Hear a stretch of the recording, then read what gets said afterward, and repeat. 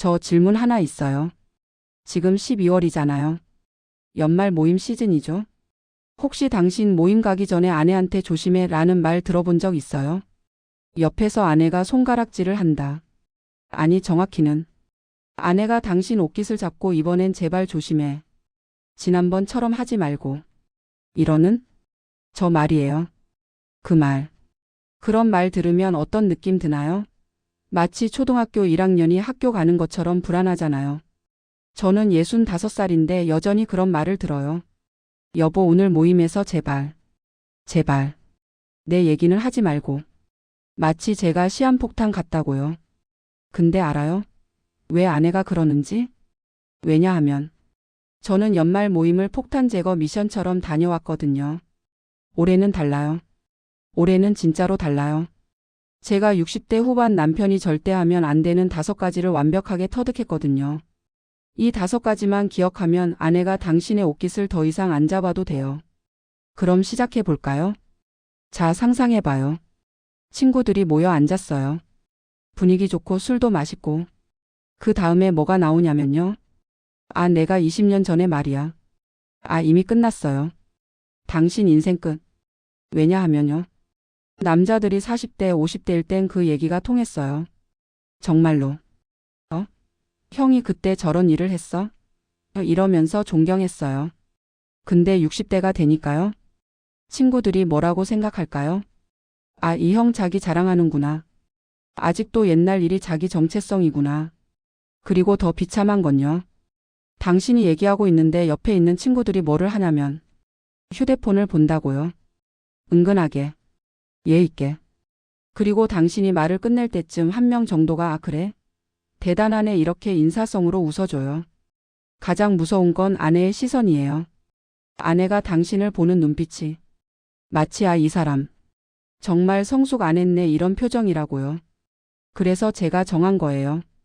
어떻게 하냐고요? 옛날 얘기를 꺼낼 때 그냥 이렇게 하면 돼요. 아 내가 20년 전에 저런 일이 있었어. 그때는 정말 미쳤지. 끝. 여기까지. 그 다음에 바로 상대방 얘기 들어주는 거예요. 근데 넌 요즘 뭐 하고 지내? 잘 지내고 있어? 그럼 어떻게 되냐면요. 친구들이 정말 편해져요. 왜냐하면 당신이 장황하게 자랑하지 않으니까 그들도 자기 얘기를 할 수 있거든요. 그리고 가장 중요한 게 아내가 당신을 성숙한 남자로 봐요. 아내가 당신을 자랑스럽게 봐요. 그럼 집에 와서 뭐가 달라질까요? 오늘 고마웠어. 넌 정말 멋있었어. 이 한마디가 모든 걸 바꿔버려요. 자, 정리하자면 옛날 자랑은 30초 룰. 한 문장 정도만. 그리고 상대방 얘기 들어주기. 이게 첫 번째 법칙입니다. 자, 이제 두 번째 법칙인데요. 이건 정말 우리 아버지 세대부터 내려온 나쁜 습관이에요. 친구가 자기 얘기를 하는데 우리는 뭐를 하냐면요. 아, 근데 내 얘기도 들어봐. 우리 딸이 올해 대학원을 들어갔어. 우리 아들은? 우리 아들은 벌써 과장이야. 이걸 뭐라고 하냐면요. 이걸 비교병이라고 해요. 근데 정말 웃긴 게 당신이 이렇게 말한다고 해서 당신 아들이 더 잘 되나요? 아니잖아요. 그럼 뭐가 생기냐면요. 친구가 자기 기쁨을 반으로 줄이는 거예요. 내 딸이 대학원 간 게 별로 대단한 게 아닌가? 이렇게 생각하는 거죠. 그리고 더 끔찍한 건요. 당신이 다음 모임에 나가면 그 친구가 당신한테 더 이상 깊은 얘기를 안 해요. 그래, 넌 잘 지내겠지 이렇게 대충 넘어가요. 모임이 따뜻하지 않아져요. 건강 얘기도 마찬가지예요. 요즘 무릎이 아파서. 아, 그래? 나는 무릎도 아프고 목도 아프고 손목도 아파. 나는 더 심해. 뭐 이 정도면 자존감 배틀이죠. 그리고 돈 얘기? 올해는 힘들어서 휴가를 못 갔어. 우리는 일본을 다녀왔는데? 이건 정말 민폐죠. 그래서 제가 정한 거예요. 비교 금지법. 절대 비교하지 말기. 어떻게 하냐면요. 우리 딸이 올해 대학원을 들어갔어. 뭐, 축하해. 그 딸이가 정말 착했잖아. 앞으로 잘할 거야. 언제 한번 봐야겠다. 그럼 친구가 정말 기뻐해요. 진심으로 기뻐해요. 그리고 그 친구는 다음 모임에서 당신한테 더 깊은 얘기를 나눠요. 당신은 날 비교하지 않는 사람이구나 이렇게 느끼거든요. 건강 얘기도 똑같아요. 요즘 무릎이. 그래? 그건 정말 힘들겠네. 나도 전에 그랬는데. 근데 넌 어떻게 치료하고 있어? 좋은 병원 있어? 고개를 기울인다. 이렇게 공감으로 돌아가는 거죠. 그럼 친구가 당신을 뭐라고 생각할까요? 아, 이 형은 나를 응원해주는 형이구나. 정리하자면 비교 금지법. 남의 자녀 건강, 돈은 절대 비교하지 말기. 그냥 공감과 응원만 하기. 이게 두 번째 법칙입니다. 자, 이제 세 번째인데요. 이건 정말 가장 위험한 지뢰밭이에요. 왜냐하면요. 대부분의 남자들이 모임 가서 뭘 하냐면요. 아, 우리 집사람. 요즘 입에 걸려있는 말이. 내 귀가 떨어져 나갈 지경이야. 저 여자가 뭐라 해. 내가 뭘 해도 잘못이야. 그럼 자리에 있는 친구들이 뭘까요? 웃어요. 공감해요. 자기들도 아내 얘기하고. 근데 가장 중요한 사람, 당신 옆에 앉아있는 아내는요? 웃지 않아요. 표정이 진지해진다. 아내가 진짜 웃고 있나요? 아니잖아요. 웃는 것처럼 보이지만 아내의 눈은 죽어 있어요. 왜냐하면요. 아내 입장에서는 당신이 자기를 웃음거리로 만드는 거예요. 내가 당신을 챙기려고 하는 말들이 밖에서는 당신한테 놀림받는 거네. 이게 얼마나 상처가 될까요? 그리고 더 웃긴 게요. 당신은 그게 농담이라고 생각해요. 친구들을 웃기려는 거라고 생각해요. 근데 아내는요? 내가 날 믿을 수 없는 남편을 가졌구나 이렇게 생각하는 거죠. 그래서 제가 올해 정한 거예요. 대신 뭘 하냐면요.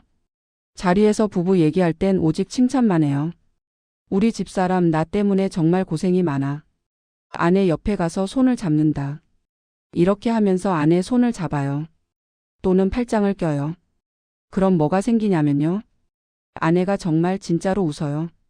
눈까지 살아나요. 그리고 집에 와서 아내가 뭐라고 할까요? 오늘 고마웠어.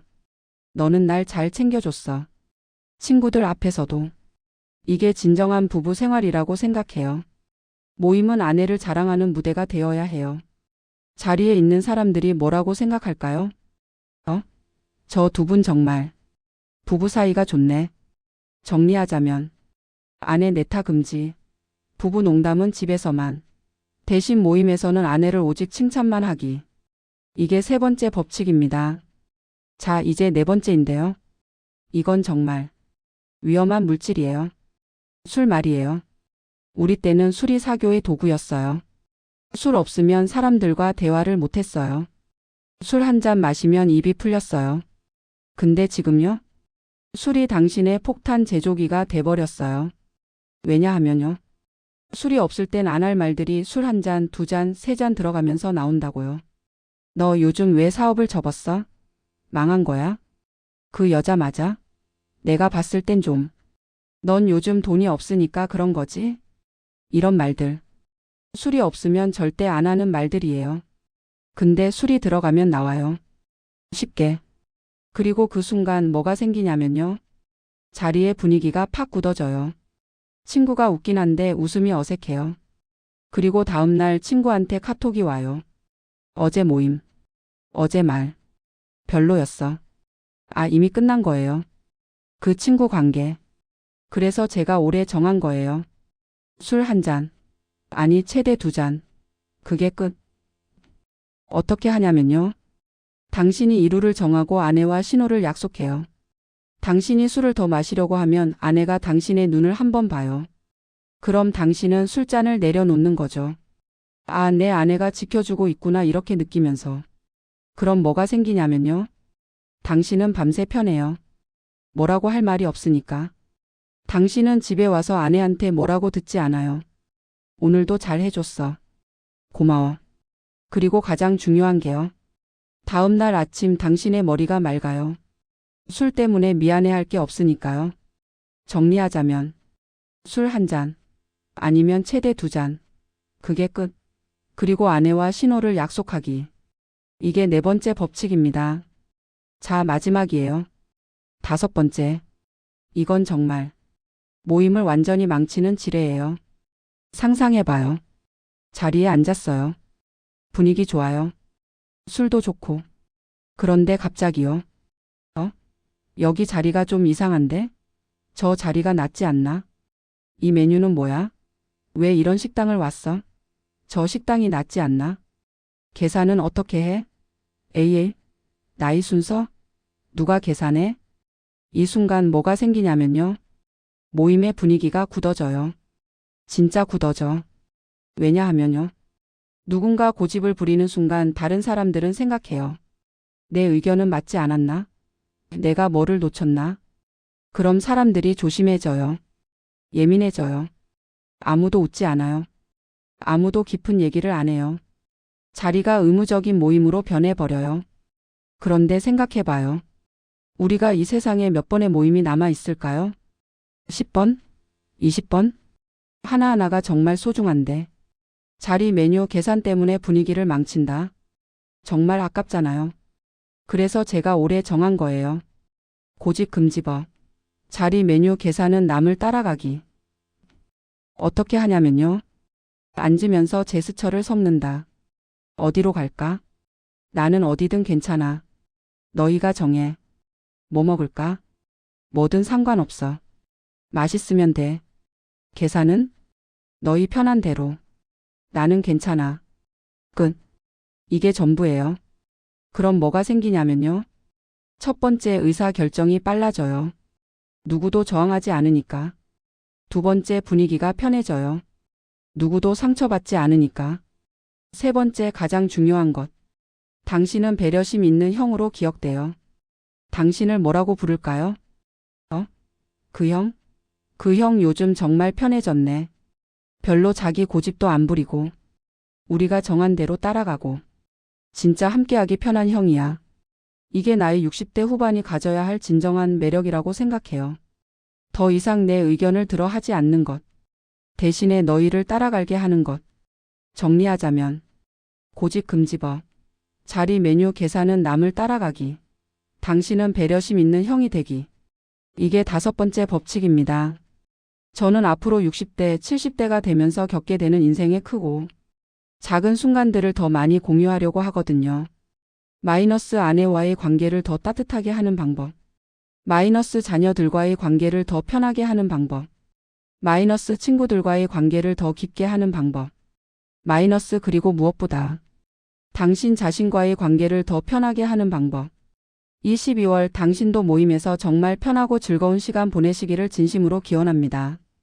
아내도 만족하고 친구들도 만족하고 무엇보다 당신 자신도 만족하는 그런 모임이 되기를요. 구독과 좋아요 부탁드리고 본인의 경험도 댓글로 달아주시면 더욱 감사하겠습니다. 다음 영상에서 봬요.